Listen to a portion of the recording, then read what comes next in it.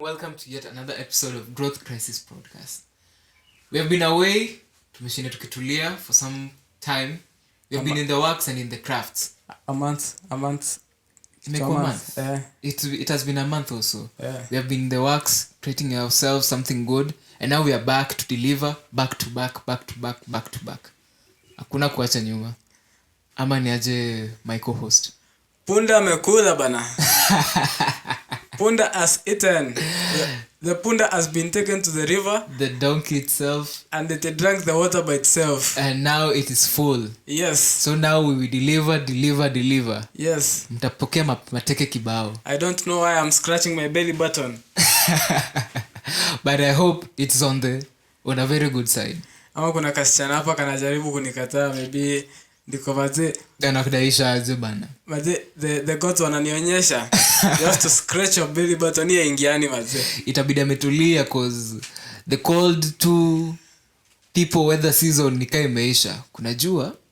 Yo, kunaweza kuwa na jua lakini bado baridi haijaisha. Baridi ishaingia kwa mifupa bana. We want it removed from our bones. It will with due time. So anyway, my co-host, today we want to talk about something. Yeah. There are things that have been happening all over the week and I think we need to address them.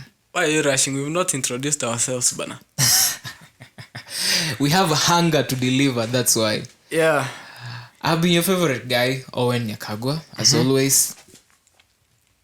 I mean, the mtiaji, the Lord himself, the self-proclaimed king. No, the self-proclaimed king ni LeBron, bana. LeBron James ndo king bana, chizo mambo. Self-proclaimed. Unajua niko kwa title ya self-proclaimed bana. These titles have not been given to us by anybody else. The king. We have only a few kings. Tukianza na King Solomon. No. Self-proclaimed. Self-proclaimed. Yeah. For example, me ni self-proclaimed Lord bana. You're a self-proclaimed Lord. Yes. You may conquer a lot of nations. No, not conquering nations. Mm-hmm. I create bana. You create nations. Yes. Like I shall tell my models, I create you according to your own image. How you want you to look like, I'll create you like that. You'll create me like that. Yeah, man. Well, okay. So I'm the self-proclaimed Lord. He's a self-proclaimed Lord. Yeah, Lord Tipis. Be my name. Mm-hmm. Yeah. And we are back better. We are almost getting to bigger. Well, it will be delivery after delivery after delivery. Yeah. Wale wenye walikuwa nafikiria tumeisha manze. Expect more content from us. Ndio tunarudi. Ma minisodes itakaa hapo. By the way, prepare yourself for minisodes. Yeah, there will be minisodes coming up back to back vibaya sana. Every day, all day. We'll be delivering back to back. So, hope mtatupea subscription hapo hivyo. By the way, remember to like, subscribe and share. Sai our competition atakuwa the one and only Kife. Usikwe mchoyo bana. Usikwe mchoyo. Sa hadi si tutakuwa tunatusi kibe venye tusingi. Baya sana, imagine sasa. So ndio tuweze kufika hapo, we need you guys to make it happen for us. Yeah. So on today manze, Lord Tipis. Yeah. This week we have been having a lot of fiascos. Yeah. Manze mafiascos zimejaa huku hivi vibaya zimeshinda zikifanyika. Yeah. You have been watching the news. Apart from Kenyan crime scene. Apart from Kenyan crime scene. What do you have for us, bana? You have been watching the news. We have these politicians. Politicians are very funny people. Politicians are very, very, very funny people. We have our very own, His Excellency, the retired Prime Minister, Baba, making the news. Baba bana alipanda matatu, ulimwona? Baba alipanda mat. I saw him walking to the bus station. Baba alipanda mat. Sikuamini. We are seeing him walking to the bus station. Anafuata na wanaitanga aje mabouncer. Kuna moja mawili. I saw one. There was one bouncer that I saw. Yeah, I also saw one. So, wewe bouncer kwa zieza, guza babu uone. And then so it's like some staged shit. It is scripted. Yeah. It's really scripted. That's how I saw it. He's just walking with this like a majestic walking style of his. Then okay. He greets the people, teke, and then unaenda pamoja. Tuingine na matatu. You can't hear what's saying. Alafu, then in the mat.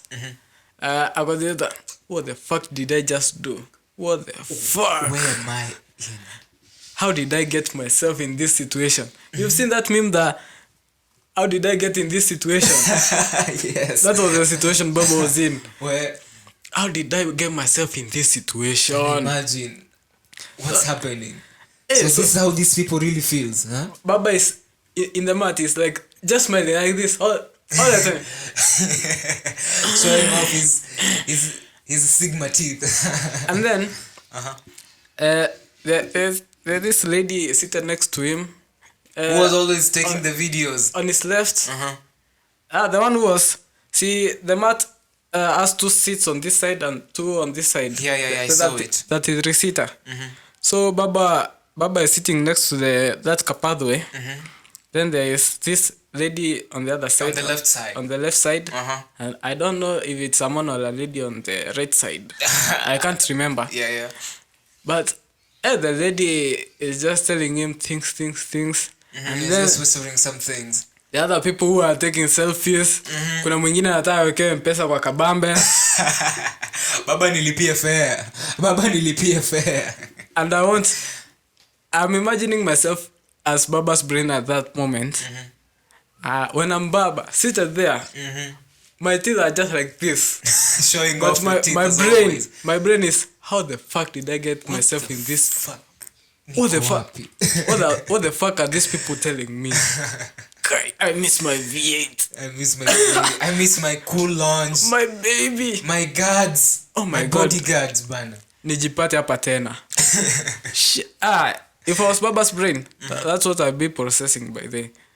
How the fuck did I get myself in this position? And he's really trying, actually. He's really trying himself to sell this perception now. What were like, what? Okay.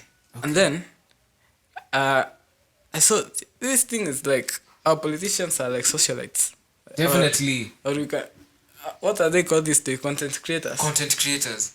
Because you can see all angles. Whether it's like a production or... it's like a government production company. Like politicians production company. Something like that. But you can see, it's like there was a whole team to do the production. And then you're wondering, is this what we want? Is this what we want? Everything is staged, but like everything is all staged and scripted. Like, let's just say an example, the movements. Like the way the video started, he was walking alone, then his bodyguard was like few meters away. Yeah. And the bodyguard was preventing somebody from walking in front, meaning that it was staged. And then from there, anakuja pole pole, he picks up some few magazines, 1, 2, 3, he pays the guy and then heads inside the matatu. Like, yeah. How do you just do it all over like that? It was just a stage, like, yeah, it was meant to happen like that. And then the common mwananchi is like, hey, yeah, leo baba ameamua kuja pande matatu na sisi. Mwanaume hakuna kitu kama hiyo. The guy's just selling you his perception, then you go buy it. Gaza ziko town Zimemngoja, like, kama alipanda matatu, all of a sudden alishtuka akiwa ndani ya gari. How? Yeah, Gazas are waiting for him in town. How? No. Those people who are waiting for him, the drivers. Shapigia to them, babe, where are you? I can take you. I have a free ride. I can take you where we want to go. Kuna V8 naweza kuzungusha for 30 minutes if you want it. And I have an hour. I have an hour. You have like an hour. So, we can just do anything. Where can we meet? Tupige quickie kwa gari ya baba. Have you ever had a quick in Baba's car? Where then the guy was like, no, sijai hapo kuna vizuri. Yeah, tunaweza have fun. The bitches come running. Kwanza usikie kwa gari ya baba. This is Baba's car. It's a privilege for me to be fucking you in Baba's car. Hey, in a mheshimiwa's car. Yeah. God damn. Baba will be sitting on your cam.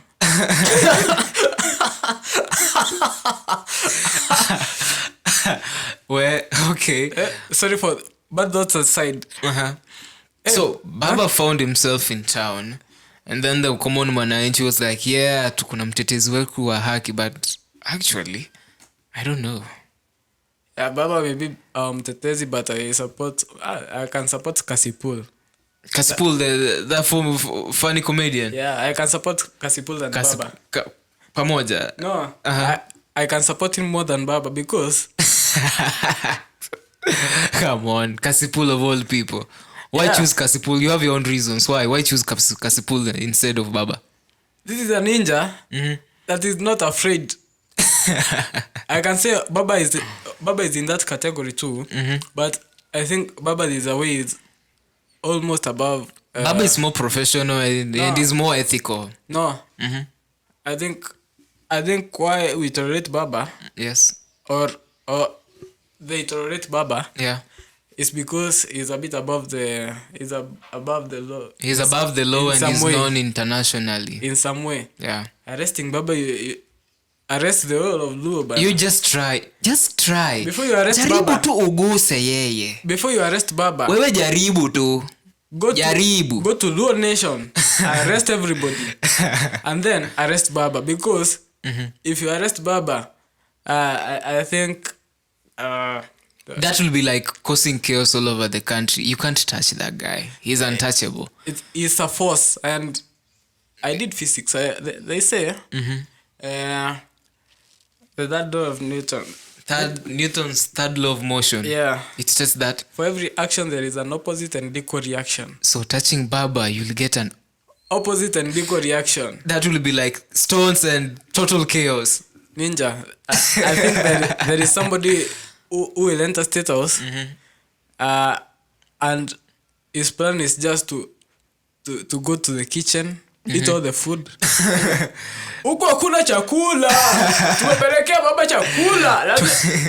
Lazima Baba ashibe kwanza. Kabla Baba ashibe, sisi lazima come on. Munafungia Baba bila chakula bwana. Luos really love him. Like, he's a very good example to people. Yeah. His politics, the way he does his crafts and everything, it's quite good. Yeah. So imagine comparing Baba to Rigathi Gachagua, who will pull out a very big crowd of people. Unajua hii maneno aje. Hii maneno. Unajua ule mtu wa kitadawili. I am a truthful and honest man. An honest man. So, umose wa kitadawili. Umose haizi kutuletea porojo. Umose wa kitadawili. Wacha tu ajaribu. Acha jaribu. You know wakati uga ilikuwa tuto edi sai kwa ansewete sai kwa akuwa nateta. But lakini I don't think that man has anything on Baba. Like, there's 2 photographs that I saw actually. It was really trending on social media, Twitter, yeah, I think. So there's 2 photographs. A picture of Baba pulling out a crowd of people versus Rigathi Gachagua and his team. Actually, Baba had a huge crowd of people. Like, everybody was just struggling to see him and hold him. And like Rigathi Gachagua, on this other hand, nothing was happening. Like, he had his only bodyguard. He just had cops and bodyguards there. Like, nobody was interested in knowing him and even knowing what he's doing. Like, hakuna mwenye alikuwa na shughuli na. You know, when the current party was in power, a few months after it was in power. A few months after it was elected. Yeah. I remember telling one of my friends that Rigathi should have just searched for the content creator position. He should have just remained as a village quack. No, not a village quack, but if he's a deputy, he has some influence in the party. Yes. Yeah. So, but I feel the title was a bit higher. He was given a higher rank than the one that he should supposed to do. Yeah, I think they should have created a content creator position. Pay him a DP salary. Pay him a DP salary. Then look for another DP. Add a few A qualified one and be placed there. Add a few what? They're called what? Add a few allowances. Positions. Oh, a few allowances. Yeah, for the new Choice DP. leave. Yeah, and then regarding to do content creation, maybe even this photographer, they could be doing such a good content. Yeah, actually. Waking up at 5 a.m. He also has his alias name, aka Rigiji. Yeah. So that position actually fits him. Rigiji. Double D. If you ever consider being a content creator for any reason, kindly contact us. We nurture will people. collaborate on how we'll be doing the productions. Actually, if you are a podcaster or if you have something good that you want to share with us, we'll leave our number below the bio. You contact us, we'll do a show together. We are very good, honest men. Yeah. We don't lie. We'll handle all the production. We're always truthful. Yeah. You have a segment that you want to produce or an episode you want to produce with us, we are always free and open. Yeah, by then it was straight from the swearing in. I just remembered. Straight from the swearing in. The swearing in. And I will serve my duties, Papa's friend. I will do my duties diligently. Calm down. Let's start from the beginning. Diligently and wonderfully. Like the guy never ever wanted to like cool off. Like he was being told, relax. Maybe we'll do it step by step. You know, when we say mental health issues, maybe he was suffering from anxiety. You know, if it was me, like he was really shivering. Like you see, if it was you, how would you do it? If I was in his shoes, fuck, I would be Deki. My testicles would be shaking. We'd be shaking like where? Shaking. Where? Finally, it's me doing this shit. I could not believe that it's me. And I could be one. This Kamama is telling me to read things. I have my own things to read, but now. Where? Let's get this over with. Can get there. Where? I should be in office. And you see, our Rigiji always goes to school and says, "Ama ni organize kabash kidogo." Ndio. So maybe that he had told Moja mbili tatu. Juu na chini. Maybe he had told Dorcas. Chache. There's something wrong with your mic. Yeah. Maybe I told Dorcas. Yes. Hii maneno tuende tumaliza haraka. Leo tukue na kashere kiasi tuweke kashere ya meshere kabash na tunyama kabash kidogo. Tutaenda tuitishe Muratina. Niko na njoroge ya shata yarisha Muratina already. Well, imagine that being a DP and nashangaa tu anyway. I'm just being shocked, but that's the government we have and we need to deal with it. So, what do you think about Baba collecting signatures? Yeah, Baba collecting 10 million signatures. I think on my own perspective, collecting 10 million signatures, according to the constitution of Kenya that we have, that won't do him any good. Because for starters, for you to impeach a sitting president, you need like 2/3 of the parliament. Like 2/3 of the parliament should agree with you that, yeah, okay, we have this motion, we want to impeach the president. 2/3 of them should be towards it. And then now they'll sit down and have a panel, create a panel of maybe, let's say, five groups or maybe 5 things. And then in that panel is then they will put it towards the mwananchi, because we have to have participation, just like a referendum. Yeah. Yes, do you want us to remove Zakayo from office? Yes or no? Kila mtu mikono juu. So there they will be like wanahesabu the number of people wenye nataka Zakayo atoke, and then from there they'll take it to parliament.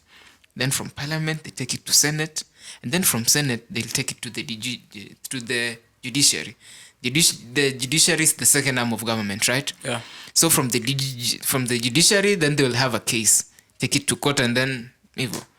But just collecting 10 million signatures, I'm hapana. So it's the court that says we'll need signatures. Yeah, the court itself has to say we need signatures, not not the opposition party. Not there's anybody collecting signatures from people. Maybe baba, because hiyo kucollect two signatures hizo hapana, hizo tu ni story tu za jaba. That won't doing anything. Because example, he collects the 10 million signatures. Where will he take them? He can't take them to court. He can't take them to State House. He can't take them to Parliament. Where will he take them? Nowhere. Tenda jipanguze rasa. So collecting of 10 million signatures is just for a participation. Like, he's trying to test, is the ground favorable? Are these people tired with this guy? Once they get that 10 million signatures, then is when they'll take another step. But overthrowing a sitting president is not that easy. You have to have networks. But Baba is listening to a lot of BN and maybe got BN's wind plug. You make it too easy. BN, take this song to Baba. He needs to listen to it because collecting of 10 million signatures won't do him any good. BN charged him to make this look too easy. It's not that easy the way he thinks it is. Because I overheard Martha Karua actually being bold and saying collecting 10 million signatures can't overthrow a sitting president. Yeah, they have to do a very big participation for them to overthrow, and it's not easy. They wapange to 2027 to mambo because we're just waiting. By the way, we're waiting for Wednesday. We see what Baba will do. Wednesday is a very big hunched back mandamano. Manze, if you are around CBD, ama around Kiambu, ama around anywhere, just stay indoors. It's gonna be chaotic. There'll be mass protests. Vibaya sana, just stay indoors. But I think also we should limit how people are getting pregnant. The level. Ninja, have you noticed we are a lot? We are numerous in the. We are a lot. How? For example, tell me. You see these Kamageras. The Kamagera thing. These people who stand at the bus stops so that they can kuonga mabati. Yeah, the dondas. Yeah. You're saying about the matatu touts. Not the touts. Not the people who are there outside that are called Kamagera. The people wanaitangwa watu wa kupark. Oh yeah. The Kamageras. Yes. If you come to realize, every stage has several. More than 5. More than 5 Kamageras. Yes. Already, in work, it's kawaida you have competition, but definitely there are a lot. And when you look at most of them, they look as if they are coming out from a bar from drinking keg, and they are looking for money to go back to the bar and drink the same keg to drink some more. So, and then number two, I've realized there are a lot of street children. Yeah, a lot. There are a lot of street children, by the way. Every day, young people. There is a spot I usually pass by, and every day I usually see a new face, and there are children below the age of 10. Why do you think there are a lot of street children? Don't they have parents? And then, a while back, I had a conversation with one of my friends, and he was telling me that he's seen around 4 or 5 incidences. Where a newborn child, has been left either by the roadside, in a carton, in a ditch somewhere. So bad. Or in a garbage site. That's so bad. Really, really bad. Guys. Yani, Kenya is just a dumping site for kids, some for babies. Kenya, number 1, it's a crime scene. That's true. Number 2, Kenya is a breeding site. Because that's for facts, because we couldn't be having all those, number of street children around if it couldn't be a breeding site. And then, yes, the situation is much worse up country than in town. Yeah, up country. Because I should go up country maybe once or twice a year. Yeah. To see how things are going on. Or maybe I should frequent maybe. If I frequent so much, maybe once a month. Or once maybe once twice. in 2 months. Yeah. But I usually keep in contact with my up countryside. Yeah.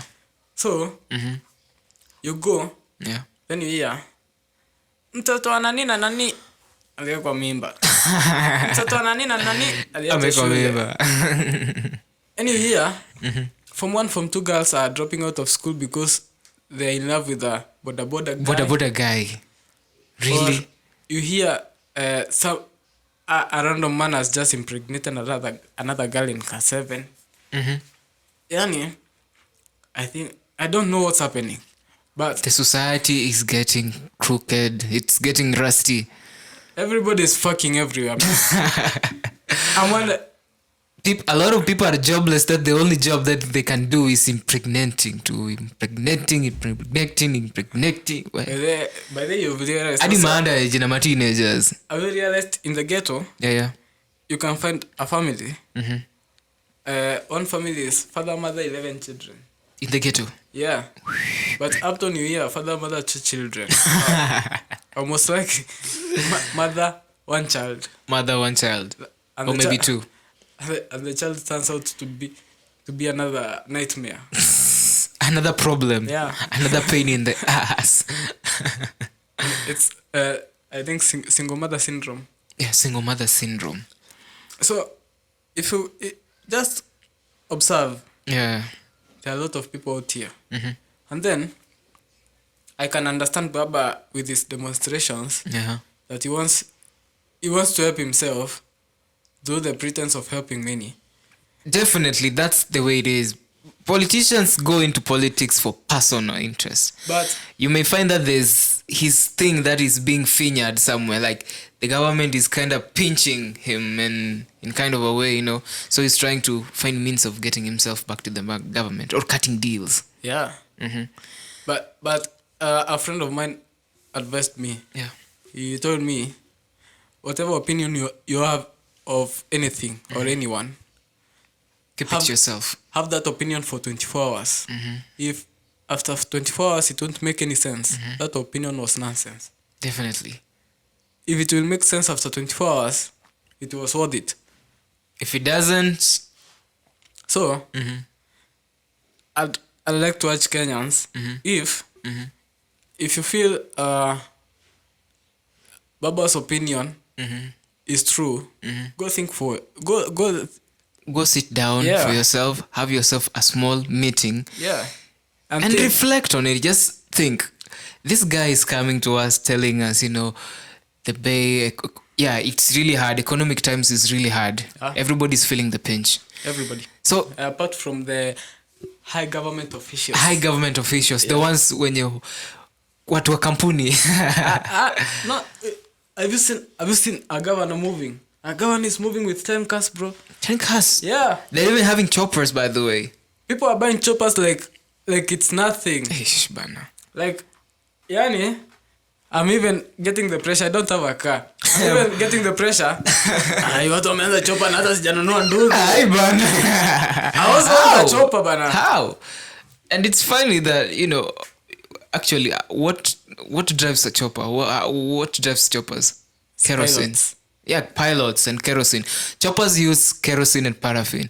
Have you realized that the price for kerosene and choppers has been lowered? Like Yeah. it's kind of low. Yeah. But And while the price for diesel and petrol is as high as nothing else. Have you realized it? in the Why? What's the reason for it? first, To make their travel cheaper. I remember in the first few of this year, When EPRA announced its fuel increase taxes and everything. Abu, do something to your cable. Oh yeah. Yeah. So When EPRA announced its fuel subsidies. even not EPRA, it was Zakayo. Zakayo. There was a time he said that I don't know if it's Zakayo or whoever controls those things. He said that EPRA is a government parastatal, so whoever controls it, it's Zakayo, because he's the one who gives the orders, increase the fuel, reduce it, nini. So he's part of it anyway. there was a time there was this debate about reducing helicopter parts or its plane parts. Yeah. Reducing the cost of those parts. Yeah. So you can bring in maybe chopper yako imeiweka bread inatengisha bread ingine at a cheaper price. They were cutting off those taxes. Yeah, like they are reducing the importation tax. The importation tax for choppers and everything is just lowered compared to somebody who is importing a vehicle. And people are buying vehicles. Yeah, people are buying vehicles, man. Where are they getting this money from? I don't know. I just saw somebody with a Lamborghini around here. I'm like, where? You've seen a Lamborghini. I've seen a Porsche. A Porsche. These two low ones, I think it's a 911. 911. Yes. Porsche 911. Not as those two fancy. Those Porsche 911. 911. Which are fast. I've seen several GT86s. Nissan GTR. No. This Toyota GT86. I've seen several Porsches. I've seen several. Not this Porsche. Inaitangwaje? Cayenne. Porsche Cayenne. I've seen several G-Wagons, GLE. I've seen also a Lamborghini Urus. Yeah. Here in Kenya. Yes. Who? Where these guys getting money? People have money, man. And the economy is pinching us like where? Anyway. Somebody told me, come Mesota peke yako. Mesota we peke yako na watu wengi. People are making money like shit. Yeah. They're stealing actually. They're cutting deals with the government. It's either uko kwa serikali ama uko nje. Kuko nje, hii economy na kuuma. Lakini kuko ndani, you're feeling the better sweetness of it. Yeah, you're feeling the warmth. It's like being inside a woman's man cave. You see, you usually feel warm. You feel like nothing. That kind of warmth, that's the kind of feeling you feel. But anyway, the advice that I can give to people, guys, one last advice. Be in a safe side. When you're listening to the politicians, you just go there, listen. But don't take what they're telling you seriously. Because you can be there taking what the politicians are telling you seriously. At the end of it, Nana Naumia. I want you to behave like Babas. What are followers? Can you behave like Baba's followers? I want to be Baba. I'll be Baba for a moment. Baba's followers. Yay!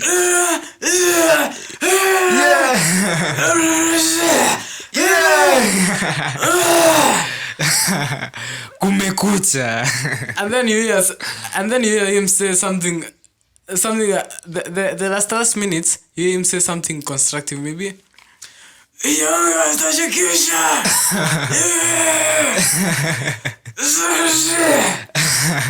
And then he finishes. You've not heard what he's saying. But the crowd is all cheering at him, saying, well, this is our guy. Yeah.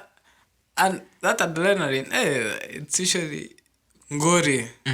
It's something to move. It's a wave. Like people love him. Yeah. If you compare him and Rigiji, by the way, let's compare him with Rigiji. Yeah. Rigiji was sometimes seen along the street. It was on Monday, I think. Rigiji was sometimes seen around the street and he was walking him with a lot of police guards guarding him. And nobody even dared to come across him, like even say hi. But when you compare that with Baba, people are like all over him, like, Snipers are mounted. Try to touch. People are craving and even wanting to try to touch. Have a moment with Baba. Try to touch. That means it just tells you where the real government is. So you saw during the campaigns, when Zakaya was campaigning with this Mama Mboga lady. Yeah, with this Mama Mboga propaganda. And then there was somewhere this man from the one from Citizen is media whatever. Who yes, Hassan Mohammed. Yeah. Then you could see Hassan Mohammed pulling that lady to the side because you're just entering where you should not enter. You're going where you're not supposed to. You're supposed to be back there. Your work has finished. You were just meant to stagecraft something. It's done. Go back. Yeah. This is not your lane.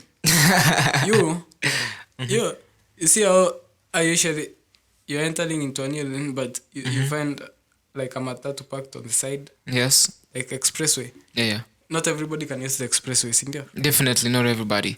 No. You have to pay for it. No. Yeah. You see, maybe you're escorting somebody to the expressway. Yeah. And you can't enter. Then you're just there at the gates. Then you meet several cars waiting for him there. Yeah. Then unaambua safari yako imeishia hapa sasa. Wewe. Rudi sasa. I can understand the feeling. It really hurts, man. It really hurts. It hurts, man. It hurts so bad. And do you think the guy is doing a good thing? You're doing a good job. What do you think he's doing? Okay, he's ignoring the call. People are crying, wailing over the high cost of living, but he's doing things. Like, I remember the court ordered the implementation of EPRA, increasing the fuel tax, but they still increased it. Why? They have an agenda. They have to do their own thing. So Zakayo knows what he's doing.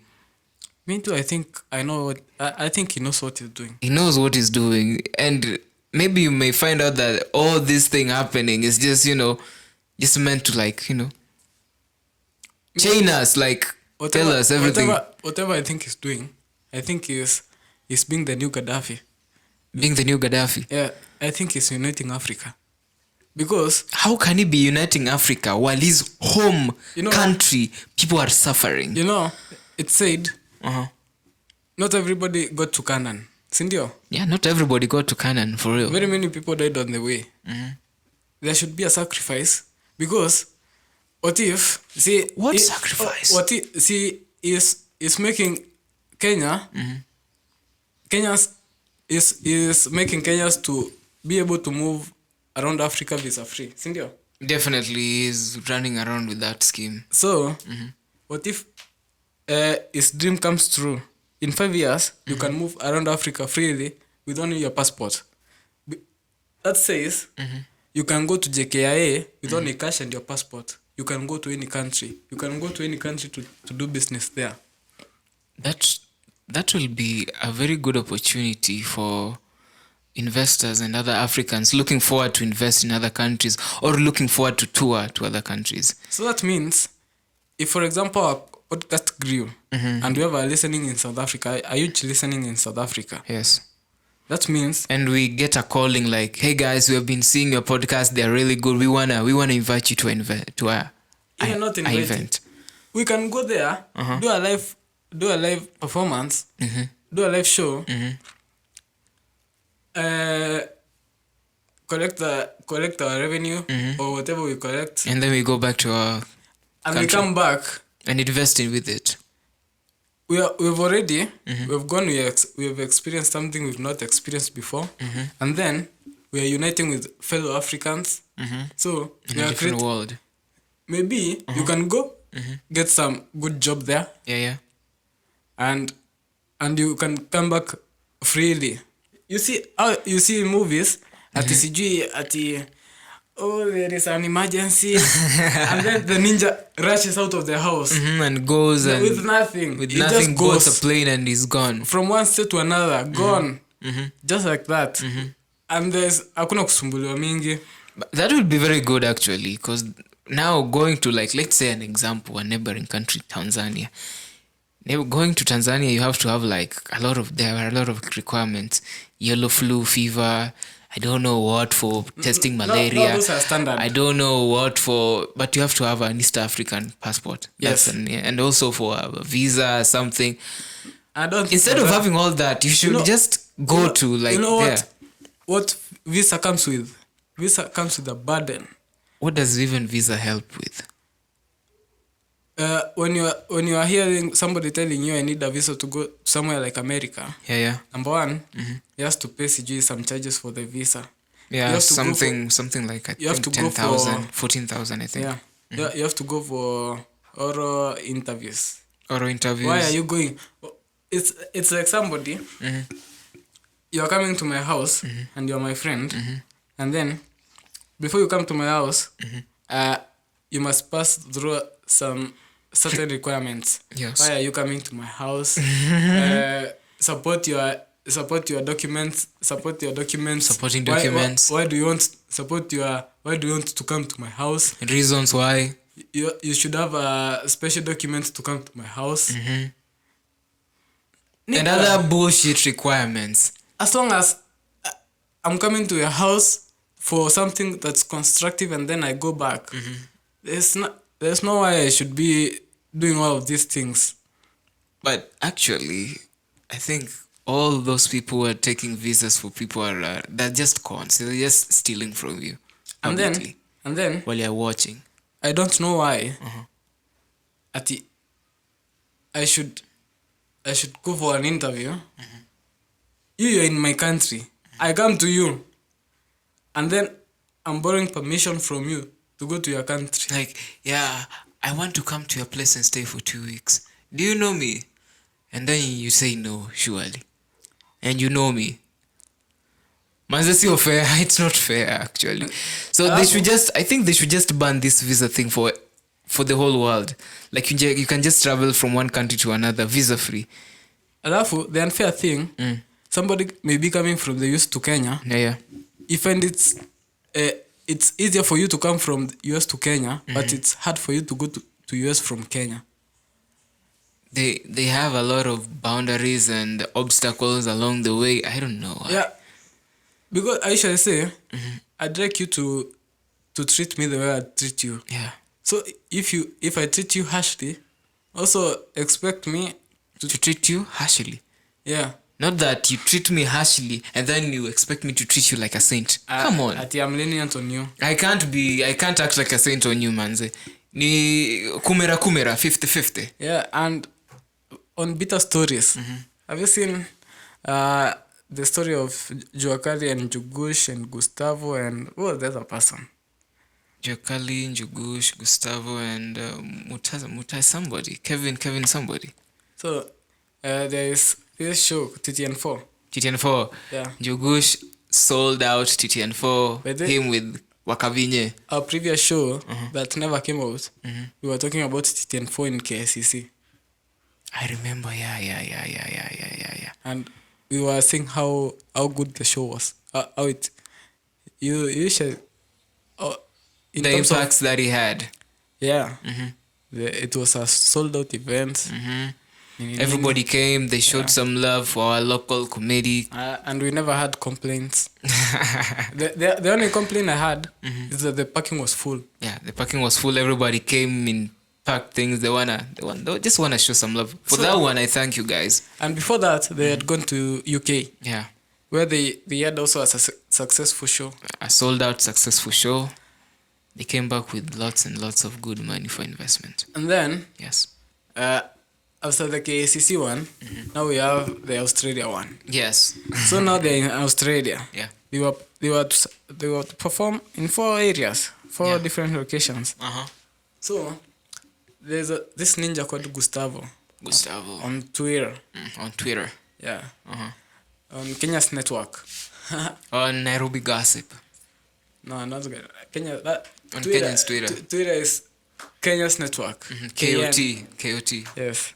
So this guy Gustavo, he uploads a video of NJUGUSH. Ile wakati kimemramba. You know. Number 1. Kimemramba. Number 1. Yeah. Jokes are very. It's hard for you to make somebody laugh. Yeah, like there's a procedure. Number 2. I suspect those people are very tired. Because yeah. Hii ni show teketeke mko meondoka. Nianze bana wase wametulia hivyo.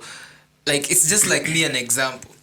I'm really struggling with stand-up comedy, bringing up my humans in a very good way, and then nobody's laughing. No, like, seriously. Even you're not struggling, maybe. Let's say you're from a safari. Let's say right now you're from Mombasa. Yeah. You've driven all the way. That's I think 6 hours plus. 6 hours plus. You've driven all the way. That's kind of You've come. You are rushing because we are starting our show. Maybe let's say we are starting our show in the evening. Yeah. So you have several hours to drive very fast. Uh-huh. You have to get here as soon as possible. You have Probably. to prepare. Yeah, you have to prepare for everything. And then Yeah. maybe you have to eat. Mm-hmm. You've not eaten during the whole safari. Mm-hmm. You have to eat. Mm-hmm. You are very tired. Mm. You are barely opening your eyes. Mm-hmm. Then you have to do a show. Yes. How do you think that show would perform? It will be too low since like most of my brain works will be tired. I'll just feel like sleeping. Yeah, your energy is gone. My energy is gone, so I want to give it my full attention. And The then way it should be. and then Uh-huh. where I'm in problems with this Gustavo guy. Mm-hmm. Maybe he performed for an hour. Why do you show us a minute? Maybe the 59 minutes he was killing it. Why Then- show us the last minute when he's Why not killing? show us when the hall is dead silent? Why? What if he was preparing or fixing his microphone? Microphone is apoteza power, alafu niamwe nitengeneze wase wanyamaze kidogo. Sasa si kuna place inafikanga.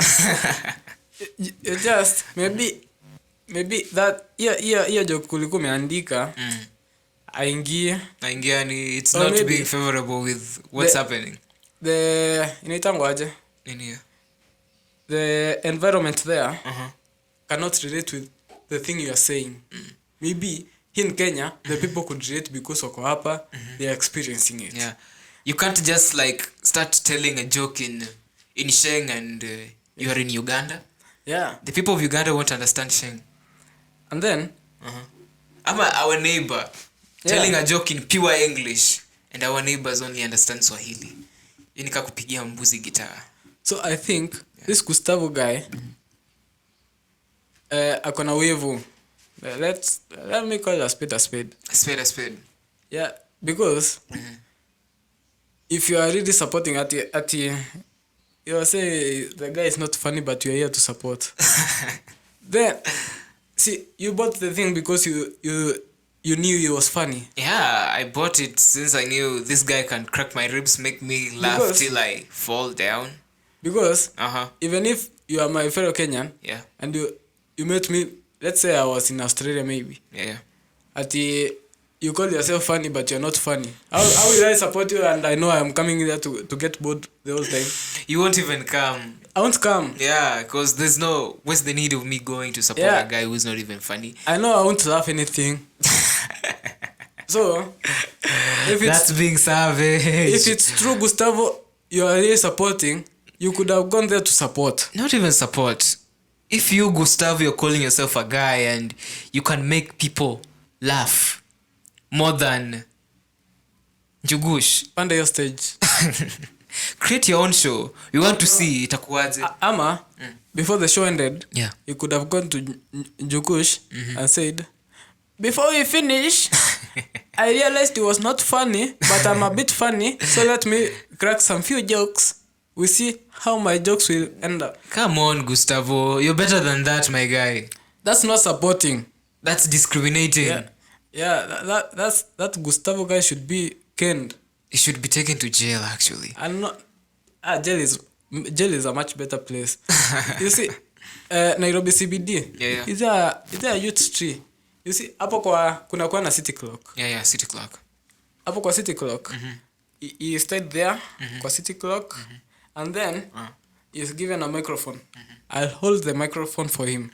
And then what waitwe. If it doesn't make anybody laugh. Gustavo, it is your time, my guy. So Shika, man. Viboko. And then we call Kibe. Kibe. Kibe will come with his whips. We call Kibe. Kibe come. If people do not laugh, Uh-huh. Kibe, do your thing. Because Well, I know Gustavo will be sweating profusely. Like, he'll be really sweating because there's this nobody knows him. there's this episode in Family Guy where Louis, Peter Griffin's wife, Yeah. takes Quagmire Lois. to their high school reunion. So, Quagmire is a pilot, is a bit educated, Peter is not, and Louis went is not educated. to a very good school, so she must bring somebody who is, More educated or more brighter than him. yeah. So, For status. this Quagmire guy, he impresses everybody. And then it takes is it the violin or what is it, or it's saxophone? Yeah, he takes the saxophone. And then he plays because he sees this person is not doing his work well. So this person, So he takes the bull with the horns and start doing it.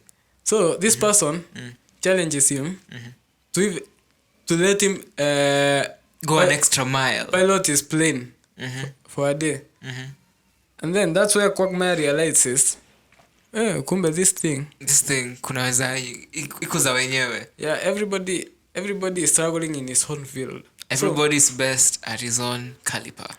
So pretending to be all knowing than the person who is doing it is just bullshit. So Gustavo, my guy. And then that person who retweeted Gustavo's tweet, that is the one who tagged Juakali, said Juakali said this guy is not funny or whatever. Then Juakali went on to, Njugush is my friend, but the guy is not funny. The guy is not funny enough. Fuck him. Totally, fuck him. Because When was the last time Juakali did a stand-up comedy? I saw Botita's comeback. You saw Botita's comeback? Butita came, yeah, I saw it. This lady who was playing Juakali's song. That one was a showstopper. That was a total stopper. But To tell Juakali, manze, you can't come out of music and then come into comedy. It doesn't fit you. You see, I have not seen that clip before. But this lady comes, I'm hearing, Kiasi. Hey, I'm ready to vibe to the song. So I'm waiting for the song to start, and then I see somebody. What the fuck is happening? What the fuck is happening? I think that was a better comeback. That was a better comeback from Butita. Actually, Butita, congratulations for supporting your guy NJUGUSH after being roasted by Juakali. And I think that's what friends should be. Yeah, by the way, you should have yourself friends who will support you no matter what. The thing Butita portrayed is quite better. Even Abel Mutua, but Did Abel Kumutua come forward for him? Abel Mutua, You pulled up for him? I had a phone call with Juakali. What are you saying? What are you saying? What are you saying, my friend? Since when did you do comedy? It's today. Did you quit music and start doing comedy? And then today, I saw Juakali had a tweet where he's apologizing and thanking Abel Mutua for some bullshit, whatever he did. For the kind of bullshit that he did and for coming out. And also, he also apologized for NJUGUSH, actually. Did you see? I'd like to... NJUGUSH, when you come back, TTN5, Juakali. Should be part of your squad. Juakali should be on that stage. That's now is not kiasing anymore. He shouldn't be kiasing. He should do a full stand-up, actually. Because if you see somebody is not funny, or maybe somebody is calling himself funny and it's not... We all know NJUGUSH is funny. NJUGUSH is funny, totally. Come on. NJUGUSH is funny. Getting a sold-out tour in another country, manze si rahisi. It's not easy. How can one wrong? You're judging him with only one wrong. With only one wrong, manze. And you can even find out that he didn't even do the wrong. That guy was just, creating some kind of clout, Yeah, to his appealing things. I'd say whoever is pulling NJUGUSH down, fuck them. Fuck you. Your days are coming, man. Your days are numbered. Yeah. Juakali was... let's not get into details. But I remember that sometimes CG was bragging how... Is it The Game? Yeah. There was an American rapper called The Game once came to Kenya in the year 2008. And he cut and raised, actually. He cut and raised Juakali's performance, and after ITJ, he said Juakali is the king of local rap. This was 10 years ago. Where are you now? Not even. We are in 2023. 2008 was when? That's something like that's close to 15 years. 15, 16 years back in the line. So you were trending 16 years ago. Where are you now? Even you fill up a stage, bana. Try and fill up a stage. Yeah. And do your own craft. Or are you making people... Don't just say it. Made men make men and women. So if you are if whatever you're saying in quotes is making you feel you are made, can you show us who you're making also? Show us your Because make. you should be, if you're just criticizing. Stop being a critic guy. You are worth more than just a critic guy, and you can do better than Put that. it in a song like Kibe said to Bien. If your hatred is that much, put it in a song. Put it inside a song and let's hear you pulling up the bars. We want to hear the bars, not critics. Put it in a song. Whatever you're saying is bullshit. Put it in a song. Abel Mutu, I know you'll get a story for him. Definitely. We'll go and say, today we want to talk about a guy called Jua Kali. Yeah. He has been delivering us music back to back. Kiasi. Kuna huyu mtu anaitwa Jua Kali. Jua Kali. Huyu jamaa ametutolea ngoma kama. Mkurugenzi always starts. Mkurugenzi will deliver a very good topic on Jua Kali actually. And I saw somebody bashing. I can't wait for that. I don't know who's bashing Mkurugenzi. Somebody was bashing Mkurugenzi. He was saying Mkurugenzi is not, he's just reading old newspapers. Also you read whatever you say. Read and get knowledge, my guy. Also you read and tell us those episodes. Mbona unasikia vibaya mtu mwingine akisoma gazeti? Bana. Wewe usome storybook bana. Also you read. Soma storybook nukuje na story hapo hivyo tuambie. I wish I had Kibe's whips. Read where your whips. We should incorporate Kibe's. Kibe will be stealing your whips, that kind of thing, so that we can also incorporate it in our own segments here. So that these guys really need to know that we are there, and they should also take the place and be back. Yeah, because that's bullshit. Because if you're saying without doing, that's bullshit, man. That's totally bullshit. So guys, today, I think we have delivered you a very good thing, and we have had ourselves a very good nice time. Stay tuned for more to come. Remember, we'll be delivering back to back. Kuna ingine leo, ingine kesho. So keep on tapping and subscribing, and you know how you do.